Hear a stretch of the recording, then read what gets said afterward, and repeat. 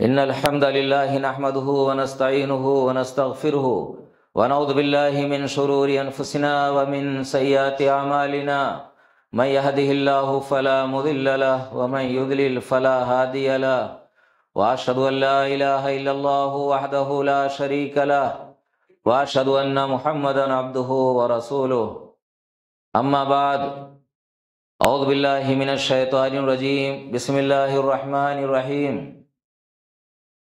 وَمِن وَرَائِهِمْ بَرْزَخٌ إِلَى يَوْمِ يُبْعَثُونَ وقال النبي صلى الله عليه وسلم من يقل علي ما لم أقل فليتبوأ مقعده من النار رواہ البخاری۔ تعریف و توصیف، بڑائی، بزرگی، حمد و ثنا اس رب العالمین کے لیے ہے جس نے ہمیں اور آپ کو پیدا کیا ہے، اور درود و سلام نازل ہوں تمام انبیاء کرام پر، خصوصاً اللہ کے آخری نبی حضرت محمد مصطفیٰ صلی اللہ علیہ وسلم پر۔ میرے بھائیوں، یہ مہینہ شعبان کا مہینہ ہے اور عنقریب رمضان کا مہینہ آنے والا ہے۔ اس کے بعد جو مہینہ آئے گا بڑی فضیلتوں اور برکتوں والا مہینہ ہے، لیکن یہ مہینہ بھی فضیلت اور اہمیت کے اعتبار سے کم نہیں ہے، لیکن حدیثوں میں اس کی جو فضیلت بیان کی گئی ہے اس کو چھوڑ کر کے آج مسلمانوں میں بہت سے غلط رسم و رواج راہ پا گئے ہیں۔ جو قرآن اور حدیث سے ثابت ہے، جو نبی کے اسوہ سے ثابت ہے، اس کو نہ کر کے بہت سارے خرافات آج ہمارے درمیان پنپ گئے ہیں، اور اس کو ہم بہت اہمیت دیتے ہیں۔ میرے بھائیوں، آپ جانتے ہیں کہ 5 وقت کی نماز فرض ہے، رمضان کا روزہ فرض ہے، اس کے علاوہ سال میں 2 مرتبہ عید آتی ہے، عید اور بقر عید۔ ان سب چیزوں میں کسی کے درمیان کوئی اختلاف نہیں ہے۔ اسی طریقے سے محرم کا مہینہ آتا ہے، محرم میں 2 روزہ ہر کوئی رکھتا ہے، ہر کوئی اس کا قائل ہے، اس میں کوئی اختلاف نہیں ہے۔ ایسے ہی جمعرات، سوموار اور جمعرات کے روزے، ان میں بھی کسی کا اختلاف نہیں ہے، اور ایام 20 کے روزے چاند کے حساب سے 13، 14، 15 تاریخوں کے روزے، ان میں بھی کسی کو اختلاف نہیں ہے۔ لیکن اس مہینے کا جو روزہ ہے، خاص کر 15ویں شعبان کا، اس کی بڑی اہمیت لوگوں کے نزدیک ہے۔ لوگ اس کا روزہ رکھیں گے اور سمجھتے ہیں بڑا ثواب ملتا ہے۔ اس مہینے کی فضیلت کیا ہے؟ ہم حدیث دیکھتے ہیں، بخاری مسلم کی حدیث ہے، عائشہ رضی اللہ تعالی عنہا فرماتی ہیں کہ میں نے رسول اللہ صلی اللہ علیہ وسلم کو رمضان کے علاوہ کسی دوسرے مہینے میں سوائے شعبان کے کثرت سے روزہ رکھتے ہوئے نہیں دیکھا۔ بخاری مسلم کی حدیث ہے۔ پتہ یہ چلتا ہے، عائشہ رضی اللہ تعالیٰ عنہ فرماتی ہیں کہ اللہ کے نبی صلی اللہ علیہ وسلم رمضان کا مکمل روزہ رکھتے تھے، اس کے علاوہ 11 مہینے جو بچتے ہیں ان میں سے کسی میں زیادہ روزہ رکھتے تھے تو شعبان کا مہینہ تھا۔ اسامہ بن زید رضی اللہ تعالی عنہما سے روایت ہے، فرماتے ہیں کہ میں نے سوال کیا، اللہ کے رسول، آپ شعبان کے مہینے میں جس کثرت سے روزہ رکھتے ہیں، اس کثرت کے ساتھ روزہ رکھتے ہوئے میں نے آپ کو نہیں دیکھا رمضان کے علاوہ۔ تو آپ نے کہا، ذاک شہر تغفل الناس فیہ عنہ، کا یہ ایسا مہینہ ہے کہ جس کے روزے سے لوگ غافل ہیں، بین رجب و شعبان، رمضان جو رمضان اور رجب کے بیچ میں آتا ہے، اس کے روزے سے لوگ غافل ہیں۔ آپ نے فرمایا کہ ترفع فیہ الاعمال الی رب العالمین، کہ اس کے اندر بندوں کے اعمال رب العالمین کی بارگاہ میں پیش کیے جاتے ہیں۔ فاحب ان یرفع عملی وانا صائم، آپ فرماتے ہیں میں چاہتا ہوں کہ میرے اعمال پیش کیے جائیں اللہ کی بارگاہ میں تو میں روزے کی حالت میں ہوں۔ اب دیکھیے اسامہ رضی اللہ تعالیٰ عنہ نے سوال کیا کہ آپ اس مہینے میں روزہ کثرت سے کیوں رکھتے ہیں؟ تو آپ نے کہا کہ اللہ کے دربار میں بندوں کے اعمال پیش کیے جاتے ہیں، اور کہا میں چاہتا ہوں کہ میرے اعمال پیش کیے جائیں تو میں روزے کی حالت میں ہوں۔ پتہ یہ چلا کہ اس میں روزہ رکھنا چاہیے اس مہینے میں۔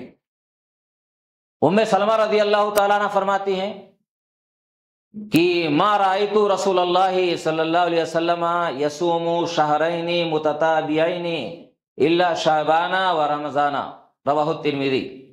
فرماتی ہیں کہ میں نے اللہ کے نبی صلی اللہ علیہ وسلم کو سوائے شعبان اور رمضان کے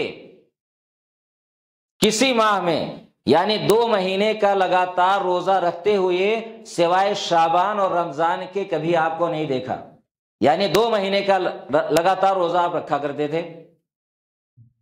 اور انس رضی اللہ تعالیٰ عنہ سے روایت ہے، ترمذی شریف کی حدیث ہے کہ سوال کیا گیا اللہ کے نبی صلی اللہ علیہ وسلم سے ای الصوم افضل بعد رمضان، کہ رمضان کے بعد، رمضان کے روزوں کے بعد سب سے افضل روزہ کون سا ہے؟ تو آپ نے کہا شعبان لتعظیم رمضان، شعبان کا روزہ رمضان کی تعظیم کی بنا پر، بھئی رمضان کا مہینہ آ رہا ہے، اس کے استقبال کے لیے شعبان کا روزہ رکھنا زیادہ افضل ہے۔ قال فای الصدقۃ افضل، قال صدقۃ فی رمضان، پھر سوال کیا کہ صدقہ کون سا افضل ہے، کب صدقہ کیا جائے تو زیادہ فضیلت رکھتا ہے؟ تو آپ نے فرمایا کہ رمضان میں صدقہ کرنا، ترمذی شریف کی حدیث ہے۔ اب غور کیجئے، میں نے آپ کے سامنے 4 حدیثیں بیان کی ہیں، چاروں سے کیا پتا چلا کہ بھئی روزہ رکھنے کی فضیلت ہے۔ ایک حدیث میں آتا ہے کہ اللہ کے نبی صلی اللہ علیہ وسلم پورے مہینے کا روزہ رکھتے تھے شعبان کے، سوائے چند دنوں کے، چند دن چھوڑ دیتے تھے۔ اب امت کے لیے کیا حکم ہے؟ ایک حدیث میں ہے کہ اگر آدمی روزہ رکھنا چاہتا ہے تو 15 شعبان تک روزہ رکھے، 1 تاریخ سے 15 شعبان تک، اور اس کے بعد چھوڑ دینا چاہیے، نہیں رکھنا چاہیے۔ وجہ کیا ہے؟ بھئی رمضان کا مہینہ آتا ہے، پورا مہینہ عام آدمی اگر امت روزہ رکھے گی تو رمضان کا مہینہ آتے آتے کمزوری لاحق ہو جائے گی۔ رمضان کا مہینہ اس کا روزہ فرض ہے، یہ نفلی ہے، یہ سنت ہے، صرف رکھے یا نہ رکھے یہ نفلی چیز ہے، نہیں رکھے گا تو گناہ نہیں ملے گا، رکھے گا تو ثواب ملے گا۔ تو 15 کے بعد روزہ رکھنے سے منع کیا ہے۔ یہ شعبان کے مہینے میں کسی ایک دن کی تخصیص کر کے روزہ رکھنے سے حدیث میں منع کیا گیا ہے۔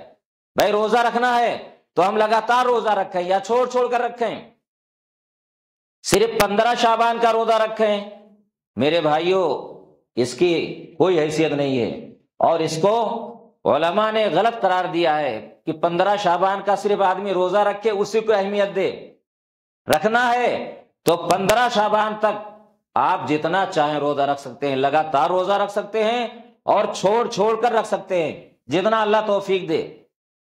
اس کے بارے میں لوگ حدیثیں بیان کرتے ہیں، جو حدیثوں کی گہرائی میں نہیں جاتے ہیں، باریکی میں نہیں جاتے ہیں۔ میں نے آپ کے سامنے بیان کیا کہ بھائی عید بقرعید ہے، رمضان کے روزے ہیں، محرم کے روزے ہیں، اور ہفتے میں جمعرات اور جو سوموار کے روزے ہیں، اور ہر مہینے کے 3 روزے ہیں، کوئی اختلاف نہیں۔ اختلاف اسی میں کیوں ہے؟ 15 شعبان کے روزے کے لیے لوگ ضعیف اور موضوع حدیثیں کچھ آتی ہیں، علماء نے موضوع کہا ہے، ضعیف تو چھوڑیے موضوع کہا ہے۔ ایک حدیث ہے جس کو علماء نے موضوع کہا ہے، حدیث کیا ہے؟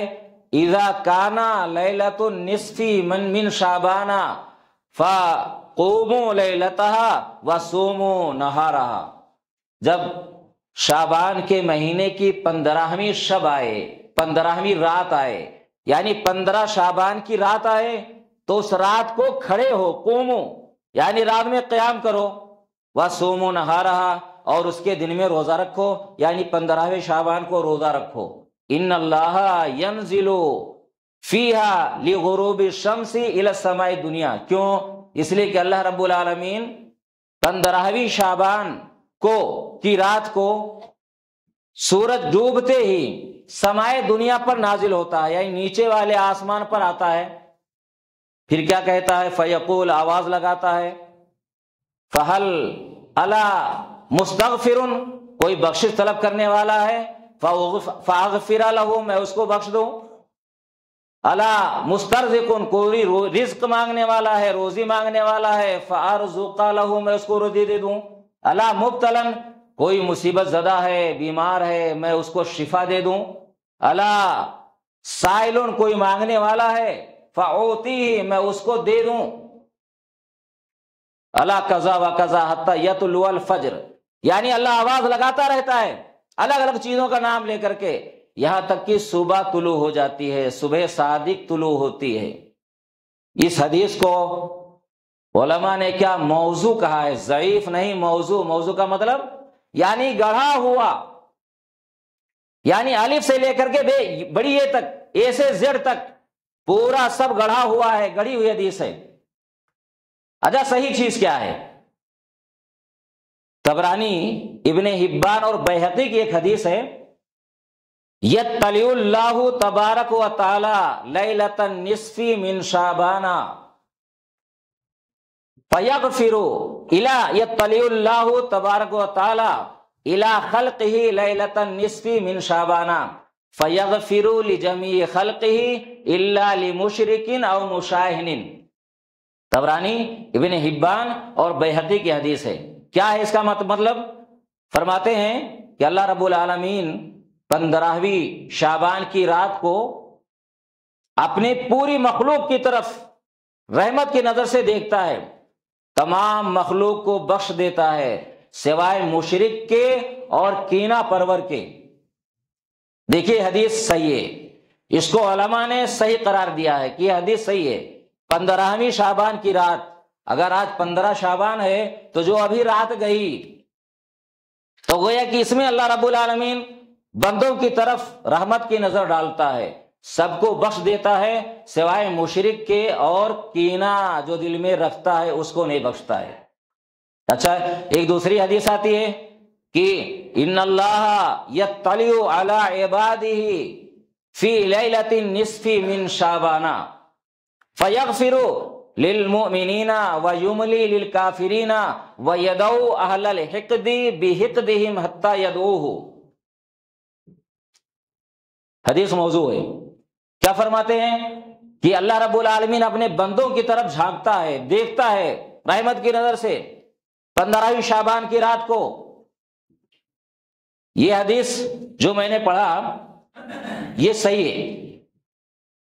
اللہ فرماتا ہے، اللہ اترتا ہے نیچے والے آسمان میں یا جھانکتا ہے اوپر سے بندوں کی طرف، تو کہا مومنوں کو بخش دیتا ہے، کافروں کو ڈھیل دیتا ہے، اور جن کے دلوں میں کینہ ہے ان کے کینے کے ساتھ چھوڑ دیتا ہے یہاں تک کہ وہ کینہ کو دل سے نکال دیں۔ یہ دونوں حدیثیں صحیح ہیں۔ موضوع حدیث میں نے آپ کے سامنے پیش کی، لیکن آپ دیکھیے یہ دونوں حدیثیں صحیح ہیں۔ 15ویں شعبان کو اللہ رب العالمین دیکھتا ہے بندوں کی طرف، دونوں کا مطلب ایک ہی نکلتا ہے۔ تو میرے بھائیوں اس رات کی یہ خصوصیت ہے، لیکن ہم اسی رات میں کیوں جاتے ہیں؟ اس سے کہاں نکلتا ہے کہ رات کو جاگنا چاہیے؟ اب آدمی سوال کر سکتا ہے نا کہ جب اللہ رب العالمین جھانکتا ہے نیچے، دیکھتا ہے بندوں کی طرف رحمت کی نظر سے، تو آدمی کو جاگنے میں کیا حرج ہے؟ رات بھر عبادت کرنے میں کیا حرج ہے؟ میرے بھائیوں حرج ہے۔ حرج یوں ہے کہ اللہ نے کیا کہا قرآن میں؟ لقد کان لکم فی رسول اللہ اسوۃ حسنہ، کہ لوگوں تمہارے لیے اللہ کے رسول کی زندگی میں اسوہ ہے۔ آپ نے کیا کہا ہے؟ اللہ نے قرآن میں جگہ جگہ کہا ہے اطیعوا اللہ و اطیعوا الرسول، اللہ کی اطاعت کرو، رسول کی اطاعت کرو۔ تو جو ہمارے نبی نے نہیں کیا ہے، صحابہ کرام نے نہیں کیا ہے، تو ظاہر سی بات ہے پھر جاگنے سے کیا فائدہ ہے؟ نبی کے خلاف، نبی کے اسوے کے خلاف نہیں ہے کیا؟ سنت کے خلاف نہیں ہے کیا؟ ہے۔ لوگ موضوع حدیثیں بیان کرتے ہیں اور دنیا جاگ رہی ہے، لیکن میرے بھائیوں کچھ نہیں ملنے والا ہے، کوئی فائدہ نہیں ہے۔ بھائی شب قدر میں، لیلۃ القدر میں کوئی اختلاف ہی نہیں ہے، جاگیے۔ حدیثوں میں کیا آتا ہے لیلۃ القدر کے لیے کہ اذا دخل العشر، جب آخری عشر آتا، شدہ میزرہ، تو اللہ کے نبی صلی اللہ علیہ وسلم کمر بستہ ہو جاتے، تیار ہو جاتے، کمر کس لیتے، خود بھی جاگتے، اپنے گھر والوں کو جگاتے۔ بھائی رات کی اتنی فضیلت ہے اس کی، تو خود جاگتے، گھر والوں کو جگاتے۔ اور حدیث میں کیا فرمایا کہ جو اس رات سے محروم رہ گیا وہ ہر بھلائی سے محروم رہ گیا۔ بڑی تاکید کی ہے اس کی۔ صحابہ کرام 10 رات جاگا کرتے تھے، آج بھی لوگ جاگتے ہیں، سعودیہ وغیرہ میں 10 رات جاگتے ہیں۔ اب ظاہر سی بات اس کی فضیلت ہو تو آپ جاگیں گے نہیں کیا؟ اپنے گھر والوں کو نہیں جگائیں گے؟ لیکن نہیں، ہے ہی نہیں اسوا، ہمارے نبی کی سنت نہیں ہے، کہیں حدیث، صحیح حدیث نہیں ملتی ہے۔ اس میں ایک واقعہ بیان کرتے ہیں لوگ کہ اللہ کے نبی صلی اللہ علیہ وسلم اس رات میں قبرستان بھی گئے۔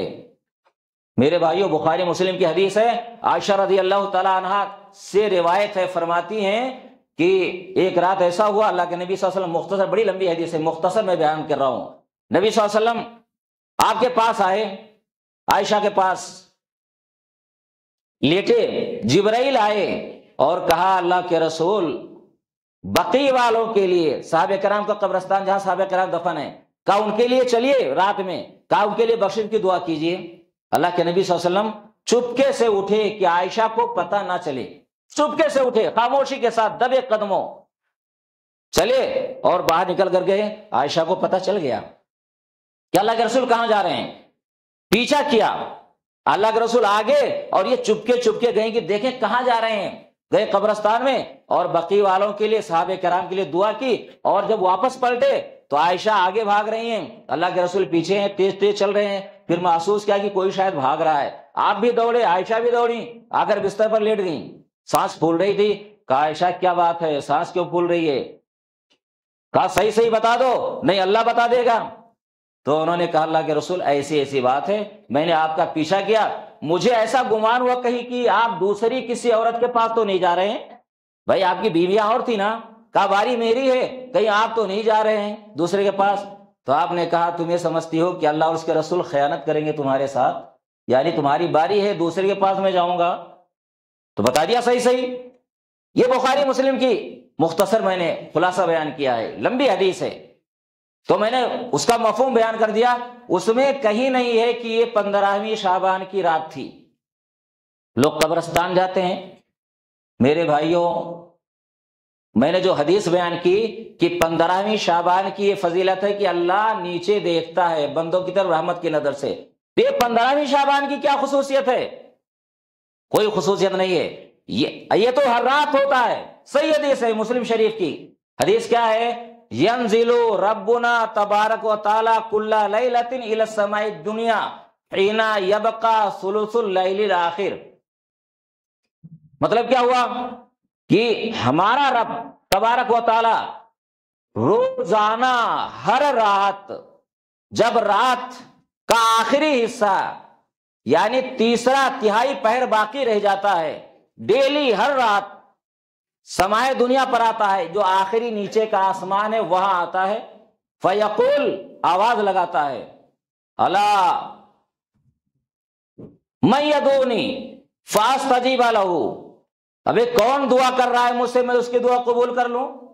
من یسألنی فاعطیہ اوتیہ، کون مجھ سے مانگتا ہے کہ میں اس کو دے دوں؟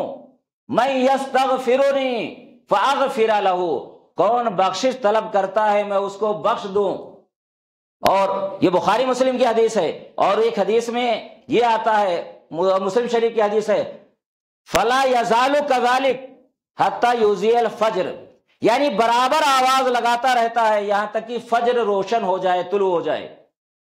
اب آپ غور کیجئے، اگر ہم اس کو مانیں تو ہمیں تو روز جاگنا چاہیے بھائی، یہ پچھلے پار روزانہ موقع آتا ہے، اور اللہ کتنا مہربان ہے، ساری رات جاگنا بھی نہیں ہے، شروع کے حصے میں سو جاؤ اور جب تر و تازہ ہو جاؤ، نیند پوری ہو جائے، سستی نہ رہے، آخری وقت میں جاگو اور روز مانگو۔ دیکھو اللہ روز آواز لگا رہا ہے، کیا خصوصیت ہے اس رات کی؟ ٹھیک ہے، اللہ رب العالمین حدیثوں میں کلیئر یہ آ گیا کہ اس رات کو اللہ رب العالمین آتا ہے سمائے دنیا کی طرف یا نظر رحمت ڈالتا ہے بندوں کی طرف۔ تو میرے بھائیوں یہ تو روز ہوتا ہے، کسی رات کی خصوصیت نہیں، روز ہوتا ہے۔ روز بندے کو چاہیے کہ اٹھ کر کے مانگے۔ ہمارے اسلاف کا طریقہ، جو نیک لوگ گزرے ہیں، انبیاء کرام اولیاء کرام جو نیک تھے، ان کا یہ طریقہ رہا ہے کہ تہجد کی نماز کبھی نہیں چھوڑتے تھے۔ وہ تہجد کی نماز کا تو وقت ہے یہ کہ تہجد کی نماز پڑھیے، اللہ سے مانگیے، اور نہیں پڑھ سکتے ہیں ایسے اٹھ کر کے انسان مانگے۔ اب اللہ مشرک اور کینہ پرور کو نہیں بخشتا ہے۔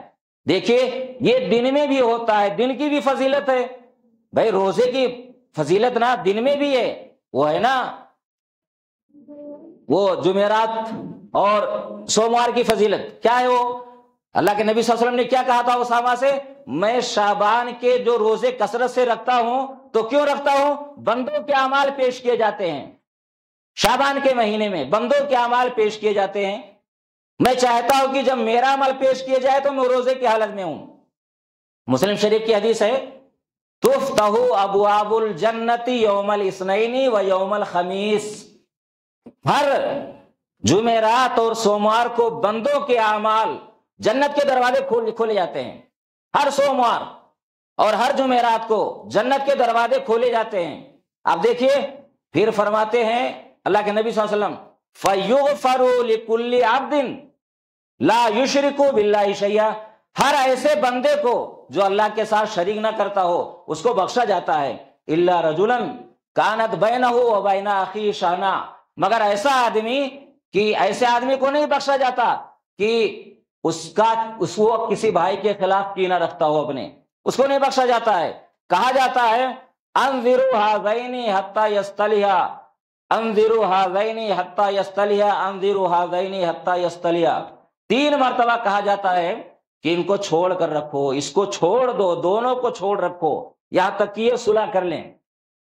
اب دیکھیے ہفتے میں 2 مرتبہ تو ایسا موقع بھی آتا ہے نا کہ جنت کے دروازے کھولے جاتے ہیں اور سب کو بخشا جاتا ہے، مشرک اور کینہ پرور کے سوا۔ تو میرے بھائیوں یہ دیکھیں کتنی فضیلت ہے۔ لوگوں کا خیال کیا ہے؟ روحیں آتی ہیں کیا؟ آج بھی یہ چیز پائی جاتی ہے، بچے ہمارے بتاتے ہیں آج بھی ایسا عقیدہ ہے۔ گھروں میں پوچھو نا بچوں سے تو کہتے ہیں ہاں ہمارے گھر میں ہے، وہ حلوہ وغیرہ رکھتے ہیں، شیرہ وغیرہ، صاف ستھرا کمرہ سنوار کر کے پانی وانی رکھتے ہیں اور کسی کو جانے نہیں دیتے۔ ایسا ہے لوگ کرتے ہیں۔ کیوں کرتے ہو؟ کون کھائے گا اس کو؟ کیا روحیں آتی ہیں کیا؟ ارے میرے بھائیوں روحیں آتی نہیں ہیں، قرآن کا فیصلہ ہے وَمِن وَرَائِهِمْ بَرْزَخٌ إِلَى يَوْمِ يُبْعَثُونَ، سورہ مومنون کی آیت ہے، آیت نمبر 100، کہ مرنے والوں کے پیچھے ایک عالم برزخ ہے، پردہ ہے، کہاں؟ قیامت کے دن تک، اٹھائے جانے کے دن تک۔ یعنی جو مر گیا اب وہ عالم برزخ میں ہے، نہ آخرت میں ہے نہ دنیا میں ہے، ایک برزخ کی زندگی الگ ہے، وہاں پردہ ہے، آڑ ہے، اب وہ آ نہیں سکتا ہے۔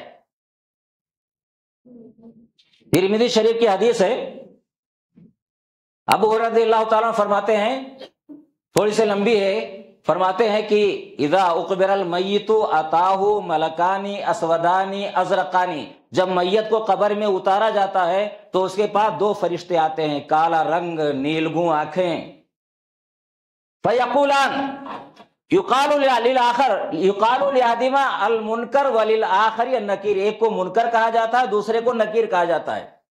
وہ آتے ہیں، میت کو اٹھاتے ہیں، مرنے والے کو بٹھاتے ہیں، تو اس سے کہتے ہیں ما کنتا تقول فی ھذا الرجل، سوال جواب ہوتا ہے کہ اس آدمی کے بارے میں تو کیا کہتا تھا دنیا میں؟ فیقول هو عبد اللہ ورسولہ، اگر مومن ہے تو کیا کہتا ہے؟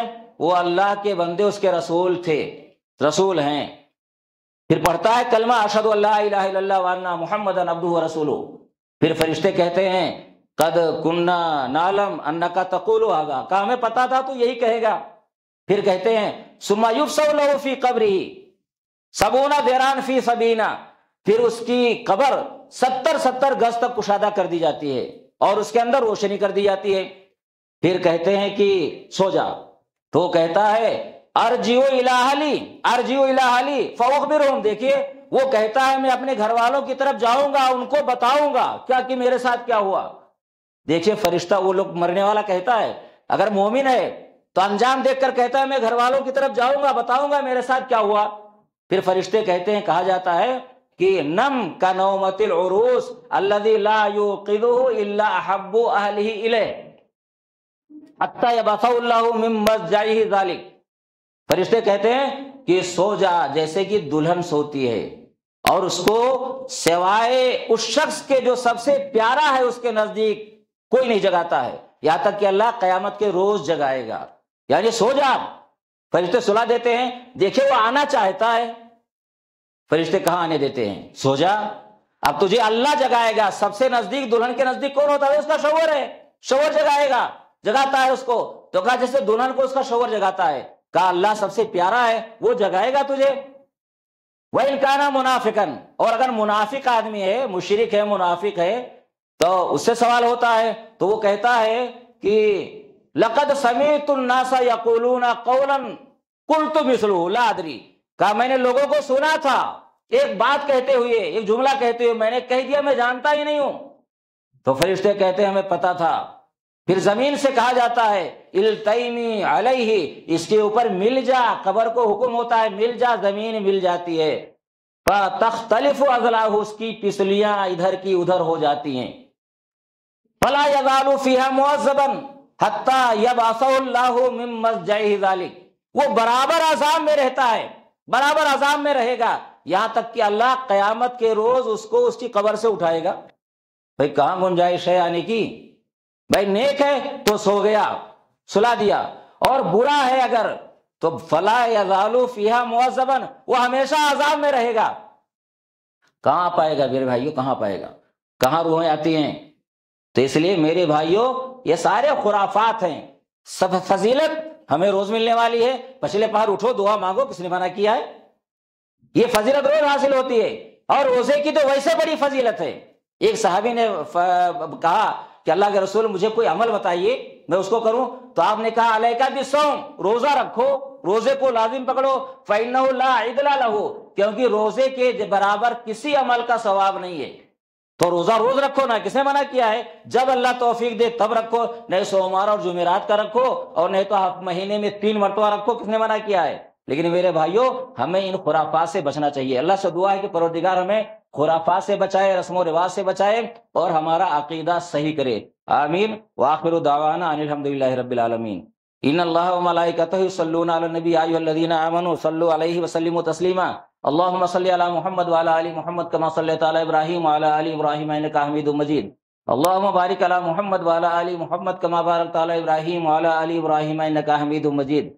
ان الله يأمر بالعدل والاحسان وايتاء ذي القربى وينهى عن الفحشاء والمنكر والبغي يعظكم لعلكم تذكرون۔ اذكروا الله يذكركم وادعوه يستجب لكم ولذكر الله تعالى اعلى واجل واتم واهم واكبر۔